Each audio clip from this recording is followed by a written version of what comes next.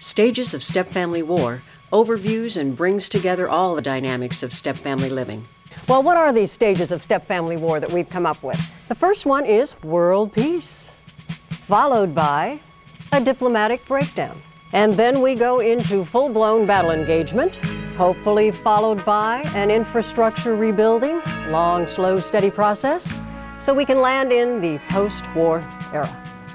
World peace, safety and healing for my children and me. I thought I found my white knight, and he was just going to come in and take over.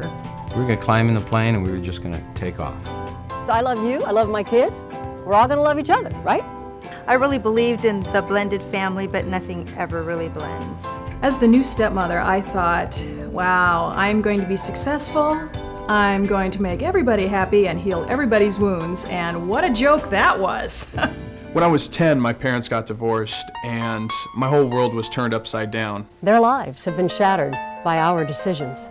I turned to my friends, and I ditched a lot of school and managed to make it through high school, but turned to using drugs and drinking, just trying to numb the pain out.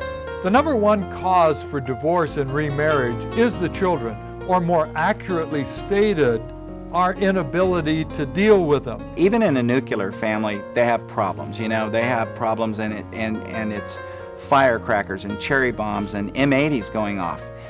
In a blended family, it's, you know, smart bombs and bunker busters and cruise missiles going off. It's like working on an automobile engine, only it's running. It's hot. What do we do when we're in pain? Well, the tendency is to deny it, skirt around it, jump over it, under it, around it, spiritualize it, anything but head into it.